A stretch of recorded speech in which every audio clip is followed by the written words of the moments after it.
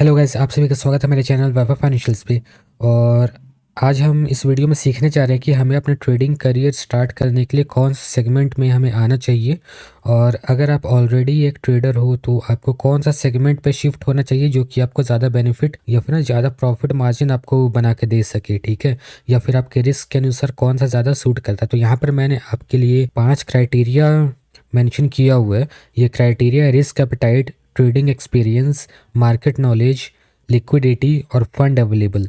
तो ये पांचों क्राइटेरिया के अनुसार हम जानेंगे कि कौन सा सेगमेंट ज़्यादा बेटर है, कौन सा सेगमेंट की क्या पॉजिटिव बात है, कौन सी नेगेटिव बात है। तो चलिए वीडियो को शुरू करते हैं।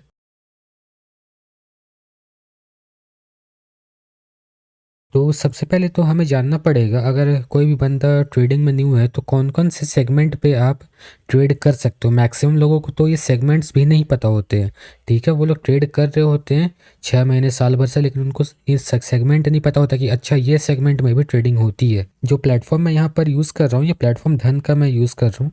तो यहाँ पर आपको सभी चीज़ ना अलग से कैटेगराइज होकर मिलता है अच्छे से। तो यहाँ पर देखो, पहला जो मीन्स सेगमेंट है जो सभी को जानते हैं, इक्विटी, ठीक है। इक्विटी सभी लोग जानते हैं, इक्विटी पे मैक्सिमम लोग ट्रेड किए होंगे। फिर देखो, फ्यूचर्स पे बहुत कम लोग ट्रेड किए होंगे जो न्यू होंगे, क्योंकि फ्यूचर पर मार्जिन ज़्यादा लगता है आज के डेट में, ठीक है। अगर आप 2-3 साल 5 साल पहले से ट्रेड कर रहे हो तो आप फ्यूचर पर हो सकता है ट्राई किए होगे। उस समय पे 20,000 50,000 का एक फ्यूचर का लॉट आ जाता था आराम से बिना किसी हेजिंग का। उसके बाद फिर आपके पास एक मीन्स ये थर्ड सेगमेंट आता है, ये है आपका ऑप्शंस। तो बेसिकली आपका ये एक ही सेगमेंट है, ये डेरिवेटिव्स इसको हम बोलते हैं, फ्यूचर एंड ऑप्शन। फिर आपका एक सेगमेंट आता है जिसको हम बोलते हैं करेंसी, ठीक है। जो लोग फोरेक्स करते रहते हैं उनके लिए करेंसी है, यहाँ पर सेबी के द्वारा रजिस्टर्ड है। उसके बाद फिर जो लास्ट सेगमेंट है यह कमोडिटीज़ को बहुत ही कम लोग एक्सप्लोर करते हैं, ठीक है। क्योंकि कमोडिटीज़ में क्या है ना कि मिस मेजर काम फ्यूचर्स में ही होता है, ऑप्शंस में उतना लिक्विडिटी है नहीं कमोडिटीज़ में आज की डेट में। अगर आप बहुत बड़े पोजीशंस लेना चाहते हो तो ऑप्शंस पे आप नहीं ले सकते हो, वो चीज़ को आपको फ्यूचर करना पड़ेगा। तो वहाँ मार्जिन बहुत ज़्यादा है किसी किसी कमोडिटीज़ पे, तो हम इसके बारे में भी जानेंगे।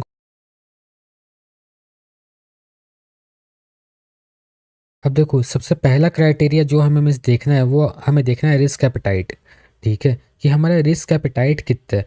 देखो, रिस्क एपेटाइट की हम बात इसीलिए कर रहे हैं ना कि जो भी नया बंदा होगा जो ट्रेडिंग करने आ रहा होगा तो वो सभी को पता होगा कि सबसे कम रिस्क किस सेगमेंट पे है।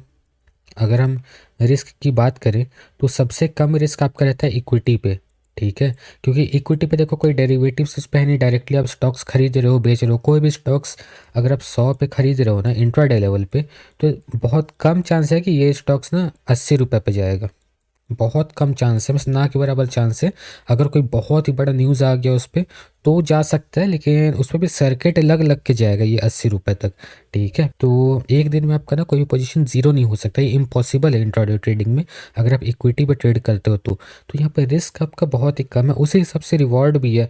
यहाँ पर आपका 100 का जो स्टॉक्स है वो एक दिन में मीन्स 200 नहीं चले जाएगा या फिर ना 150 नहीं जाएगा ये, ठीक है। तो उसी हिसाब से आपका रिवॉर्ड भी है। अगर यहाँ पर आप 2 रुपये का अगर से रिस्क लेते हो, ठीक है, तो आप 5 रुपये का रिवॉर्ड ले सकते हो मैक्सिमम। तो इस हिसाब से मैं इसमें बात करूँ कि यहाँ पर रिस्क बहुत कम है, रिवॉर्ड भी मिस रिवॉर्ड ठीक ठाक है इस पर, ऐसा नहीं कि बहुत ही कम है आप सर्वाइव नहीं कर पाओगे। कुछ कुछ सेगमेंट्स है जहाँ पर रिस्क बहुत ज़्यादा हो जाता है एज़ कम्पेयर टू इक्विटी। देखो, जो सबसे इसका फेमस सेगमेंट है जिसको हम बोलते हैं डेरिवेटिव्स। तो डेरिवेटिव्स में क्या है कि बेसिकली लोग ना निफ्टी और बैंक निफ्टी, ठीक है, ये दो चीज़ पर ट्रेड करना पसंद करते हैं। इस पर क्या है कि वो ऑप्शंस पर ट्रेड करते हैं, ठीक है।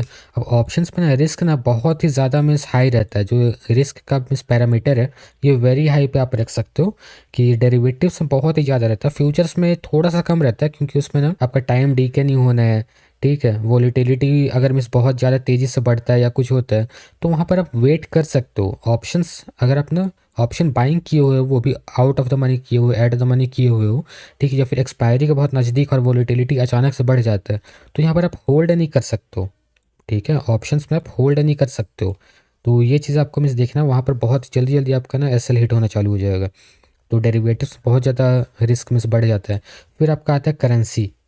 करेंसी में क्या है ना कि रिस्क कम है, लेकिन ना करेंसी में आपको कुछ कुछ चीज़ें हैं जो आपको देखना पड़ता है, जैसे कि आपको वर्ल्ड मार्केट का मिस न्यूज़ देखना पड़ेगा, वर्ल्ड मार्केट को ट्रैक थोड़ा सा करना पड़ेगा।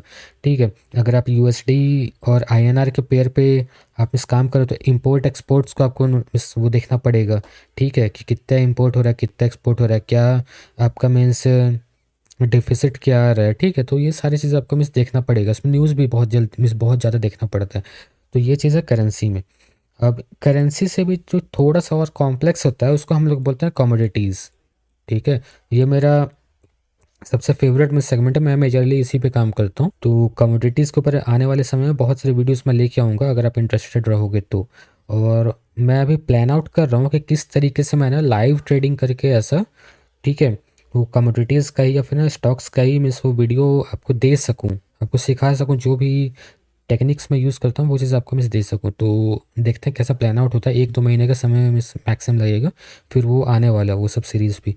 तो कमोडिटीज़ में क्या है ना, कि कमोडिटीज़ में आपका रिस्क थोड़ा सा ज़्यादा हाई रहता है। इस पे क्या है कि ना, आपको ऐसा नहीं है कि दो कंट्रीज़ का रिलेशन देखना है, इसमें बहुत सारे कंट्रीज़ का रिलेशन आपको देखना पड़ेगा। ठीक है, कि उसमें क्या हो रहा है मिस ना, कमोडिटीज़ में देखो, मान लो कि हम क्रूड का एग्जांपल लेते हैं। ठीक है, क्रूड का अगर आप एग्जांपल लेते हो तो ऐसा तो है नहीं कि कोई दो कंट्री ही क्रूड का मिस जो इंपोर्ट है उसको वो कर रहे हैं, मिस सिर्फ दो ही कंट्री में तो एक्सपोर्ट हो नहीं रहा है। तो आपको ना सभी चीज़ देखना पड़ेगा, फिर कोई बड़ा लीडर क्या बोल रहा है, वो जो भी स्पीच दे रहा है वो कमोडिटीज़ को कैसे अफेक्ट कर सकता है, ये सारी चीज़ आपको देखना पड़ता है। ठीक है, तो कमोडिटीज़ थोड़ा सा ज़्यादा कॉम्प्लेक्स हो सकता है अगर आपको इसका बैकग्राउंड नहीं पता किस तरीके से कमोडिटीज़ काम करते हैं, अगर वो आपको नहीं पता है तो।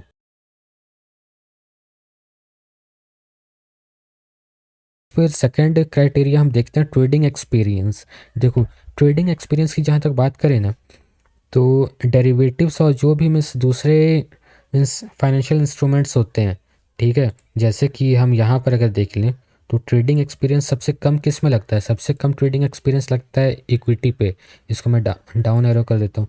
ठीक है, इक्विटी से ज़्यादा ट्रेडिंग एक्सपीरियंस आपका लगेगा डेरिवेटिव से, फ्यूचर एंड ऑप्शंस पे। ठीक है, करेंसीज पे थोड़ा सा और आपका मिस ट्रेडिंग एक्सपीरियंस में लगता है। ठीक है, और कमोडिटीज़ है ना, तो बहुत सारी चीज़ आपको एक बार में देखना पड़ता है। देखो, बहुत सारे लोग ना सिर्फ चार्ट देख कर भी कमोडिटी ट्रेड कर सकते हो आप बिना कोई न्यूज़ देखे, लेकिन इसमें क्या होता है ना, कि बाई चांस कोई न्यूज़ आ गया या फिर ना वेडनेसडे के दिन आप क्रूड ऑयल पे ट्रेड करते हो, वेडनेसडे को रात को 8 बजे इन्वेंट्री रिपोर्ट आती है। ठीक है, आपने बाई का पोजीशन बनाया हुआ था, इन्वेंट्री रिपोर्ट कुछ और मिस वहाँ पर आ गई। ठीक है, जितना एक्सपेक्टेड था उतना नहीं हुआ। ठीक है ना, जब जितना एक्सपेक्टेड था उससे बहुत ज़्यादा मीन्स सप्लाई मीन्स अवेलेबल है। ठीक है, तो कमोडिटीज़ वहाँ पर गिर जाएगी, जो क्रूड आप में रखे हुए हैं ना वहाँ पर से एक फॉल आ जाएगा उस पर। ठीक है, कोई बड़ा लीडर कुछ बोल दिया, पुतिन कुछ बोल दिया। ठीक है, तो इस तरीके से बहुत सारी चीज़ अफेक्ट करता है यहाँ पर कमोडिटीज़ में।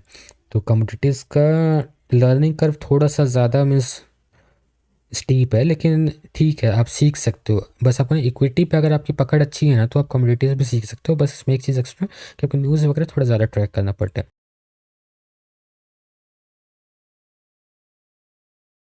देखो, फिर आता है मार्केट नॉलेज, कि आपका मार्केट नॉलेज कितना रिक्वायर्ड है, कौन सा सेगमेंट में काम करने के लिए मार्केट नॉलेज ज़्यादा चाहिए।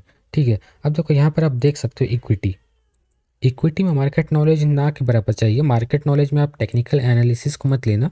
मार्केट नॉलेज मतलब मैं ओवरव्यू बोल रहा हूँ कि मार्केट किस तरीके से काम करता है, कौन से में सेक्टर हैं, वो ऊपर जाएंगे तो कौन से सेक्टर नीचे गिरेंगे। ठीक है, कौन सा सेक्टर ऊपर जाता है तो साथ में दूसरे सेक्टर को ऊपर लेके जाता है। तो ये सारी चीज़ का कोई रिलेशन नहीं है स्टॉक्स में, अगर आप इंट्राडे ट्रेडिंग करते हो तो। जैसे कि फॉर एग्जांपल यहाँ पर हम कुछ ले लेते हैं एग्जांपल, जैसे कि यहाँ पर सन फार्मा है या फिर विप्रो ही ले लेते हैं आज। अब देखो, यहाँ पर मैंने विप्रो का चार्ट ओपन कर लिया। ठीक है, अब मेरे को इंट्राडे ट्रेडिंग करना है, मेरे को टेक्निकल एनालिसिस अच्छा हमें से रहना चाहिए। जैसे कि यहाँ पर मैं 15 मिनट का चार्ट लगा देता हूँ, क्योंकि इंडिकेटर में बहुत सारे लोग को मैंने देखा है कि आजकल ना ऑफेंड हो जाते हैं इंडिकेटर में, तो इंडिकेटर हम यूज़ नहीं करेंगे। तो यहाँ पर आप देख सकते हो एक यहाँ पर स्विंग है। ठीक है, यहाँ पर एक रेजिस्टेंस है। तो मार्केट जब नीचे आता है इस पर सपोर्ट लेकर, फिर ऊपर एक रीटेस्ट करता है। ठीक है, तो मेरे को पता है कि भाई यहाँ पर रीटेस्ट कर रहा है, यहाँ पर एक लेवल भी है ना, जहाँ पर से पहले मीन्स यहाँ पर देख सकते हो आप रिवर्सल आ चुका है। ठीक है, यहाँ पर भी एक छोटा सा रिवर्सल आया था, यहीं पर से ये नीचे फॉल हुआ, फिर ऊपर यहाँ पर रिटेस्ट किया, मार्केट यहाँ पर बंद हो गया। ठीक है, फिर देखो यहाँ पर से ना, तो फिर ना ये जो रेड कैंडल है या इसके बाद वाली कैंडल, यहाँ पर देखो वॉल्यूम कितना तगड़ा मिस यहाँ पर बना है। जो ग्रीन कैंडल यहाँ पर बनी है इसमें वॉल्यूम कितना तगड़ा है, ठीक है। तो ना यहाँ पर मैं एक सेल का पोजीशन इनिशिएट कर सकता हूँ, ठीक है। एक सेल का पोजीशन इनिशिएट कर सकता हूँ। जो मेरा टारगेट होगा, मैं अपना फर्स्ट टारगेट इस पॉइंट को ले सकता हूँ, ठीक है, क्योंकि बड़ा रिवर्सल यहाँ पर से है। इस तरीके से आप इस काम कर सकते हो। बहुत लोग ट्रेल इसको करते रहेंगे, ठीक है। ट्रेल भी करेंगे तो आप ये सब पॉइंट पे कहीं पर बाहर निकल जाओगे, ठीक है। तो इस तरीके से आप काम कर सकते हो। आप कोई मतलब नहीं है, विप्रो नीचे गिर रहा है तो वो नीचे गिरेगा, ठीक है। जितना नीचे से गिरना होगा गिरेगा। आप टारगेट अपना लगा के उस तरीके से काम कर सकते हो। लेकिन कुछ सेगमेंट्स होते हैं जहाँ पर आपको मार्केट नॉलेज की ज़्यादा ज़रूरत है। जैसे देखो यहाँ पर सिर्फ क्या चाहिए, हमको न्यूज़ में पता रहना चाहिए। कोई न्यूज़, बड़ा न्यूज़, नेगेटिव न्यूज़ आ गया तो दिक्कत है, या पॉजिटिव न्यूज़ आ गया हमारे अपोजिट में चल दिया तो दिक्कत है।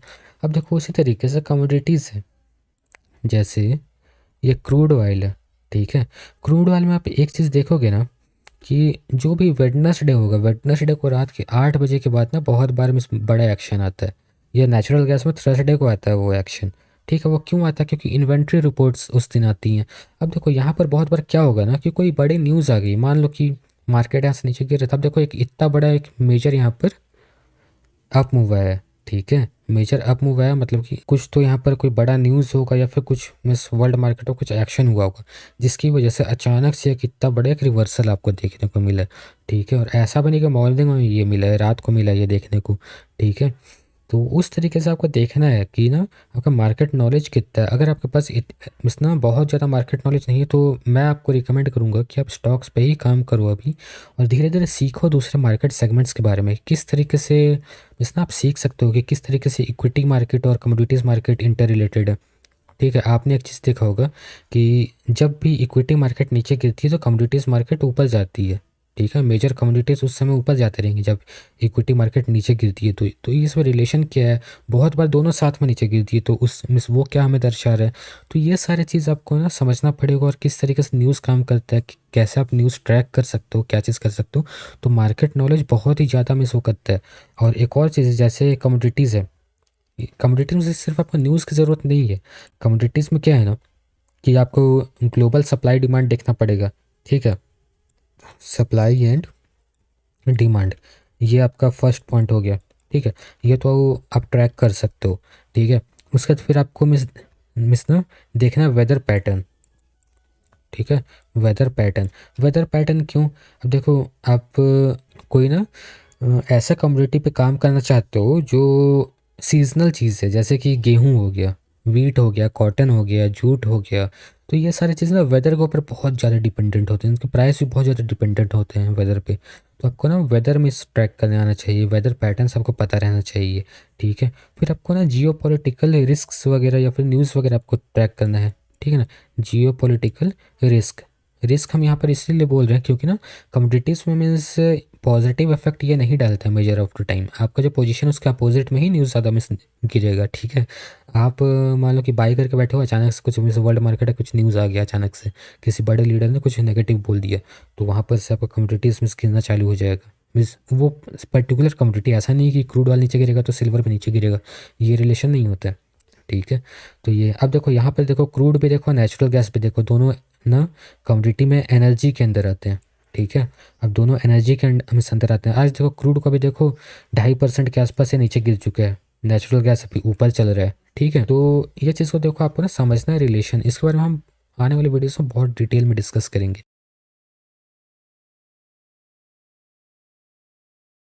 फोर्थ पॉइंट आता है लिक्विडिटी। अब देखो लिक्विडिटी किस तरीके से मिस एक रोल मिस अदा कर सकता है। अब देखो जैसे कि आपको इक्विटी पे काम करना है, इक्विटी पे बहुत ज़्यादा लिक्विडिटी है ना। इक्विटी पे बहुत ज़्यादा लिक्विडिटी, करेंसी पे देखोगे बहुत ज़्यादा लिक्विडिटी है। जैसे कि हम यहाँ पर कोई करेंसी ले लेते हैं, हम लोग यूएसडी आईएनआर ले लेते हैं, ठीक है।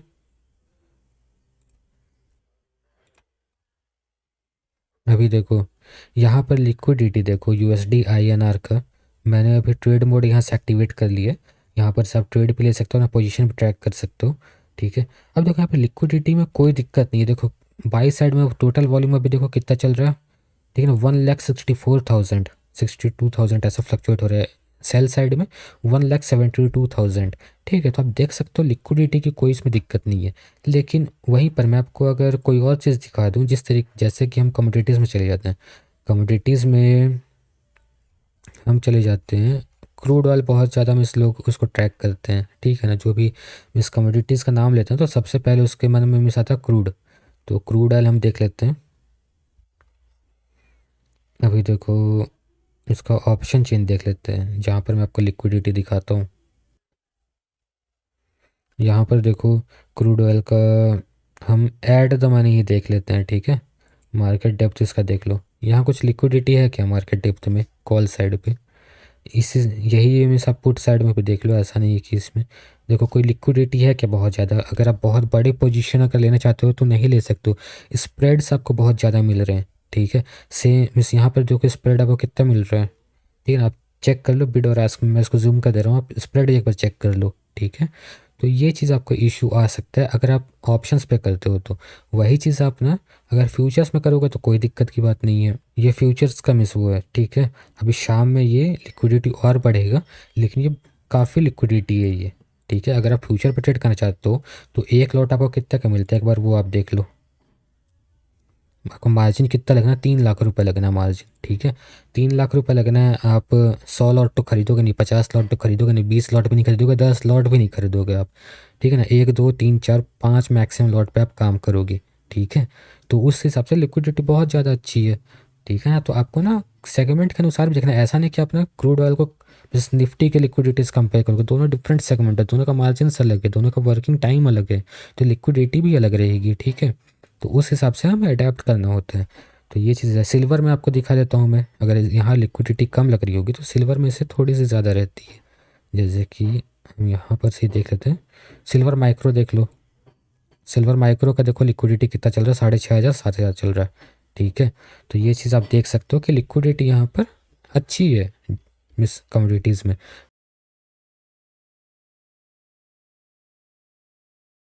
फंड अवेलेबल जो पांचवा सबसे मेजर चीज़ है, देखो आपके पास आप रिस्क भी अपना डिफाइन कर लिए। ठीक है ना, ट्रेडिंग एक्सपीरियंस भी आपके पास आ गया, कुछ साल में से कुछ महीने आपने ट्रेड किया। ठीक है, मार्केट नॉलेज भी आपने पूरा ले लिया। ठीक है, लिक्विडिटी भी आपने एक्सेस कर लिया कि हाँ मेरे को कमोडिटीज़ पे अगर काम करना है तो मेरे को ऑप्शंस पे नहीं काम करना, मेरे को फ्यूचर्स पे काम करना है। सब सब चीज़ आपने वो देख लिया। लेकिन आपको लास्ट में देखना आपका पॉकेट साइज़ क्या है। आपके पास अगर 10,000 रुपये है, ठीक है, और आप कमोडिटीज़ पे आना चाहते हो तो आप नहीं काम कर सकते हो कमोडिटीज़ पे। क्रूड ऑयल आपको 3 लाख का मिलेगा। ठीक है ना, नेचुरल गैस आपको 80,000 से 1 लाख के बीच में मिलेगा। ठीक है ना, ठीक है ना, नेचुरल गैस का जो फ्यूचर्स में मिनी कॉन्ट्रैक्ट अभी जो नया है इसके बारे में मैं एक डेडिकेटेड वीडियो बनाने वाला हूँ। तो मिनी कॉन्ट्रैक्ट जो है वो आपको 30,000 के आसपास, 30-35 के पास मिलेगा। सिल्वर मिनी भी आपको 35-40 के आसपास मिलेगा। सिल्वर माइक्रो है ये आपको 7-7.5 हज़ार के आसपास मिलेगा। तो आप 7,500 रुपये का एक कॉन्ट्रैक्ट आप ले सकते हो क्या? अगर आप रिस्क मैनेजमेंट को लेकर सही से चलो, 10,000 रुपये आपके पास है और 7,500 का एक लॉट आप ले सकते हो, नहीं ले सकते हो। आपके पास मिनिमम जो भी चीज़ आप ट्रेड करना चाहते हो उससे इंटू 5 टाइम्स आपके पास कैपिटल होना चाहिए। ठीक है, अगर मैं क्रूड ऑयल का एक लॉट ट्रेड करना चाहता हूँ, अगर 3 लाख का है, ठीक है ना, तो मेरे पास 10 से 15 लाख रुपए होना चाहिए, तब मैं उसको अच्छे से ट्रेड कर सकता हूँ, है ना।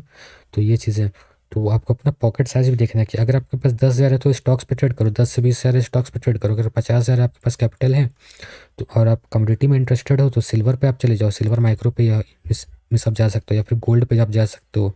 ठीक है ना, इस गोल्ड पेटल ये सब पे मत जाना।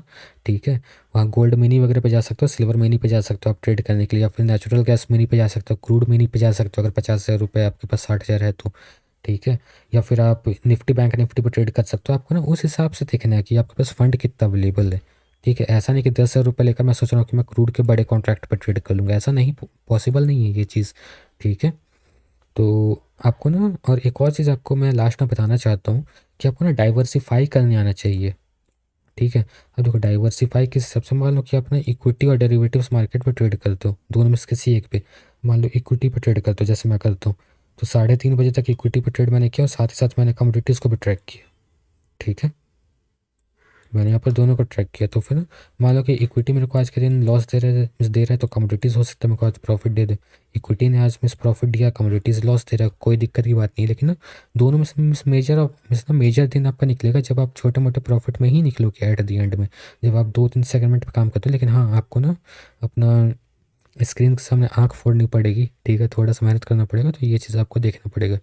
तो आशा करता हूँ आपको ये वीडियो पसंद आया होगा। अगर आपको ये वीडियो पसंद आया तो प्लीज़ वीडियो को लाइक करो, चैनल को सब्सक्राइब करो, ठीक है, और वीडियो को जितना हो सके उतना शेयर करो। अच्छे से ट्रेड करो, अपना ख्याल रखो, गुड बाय।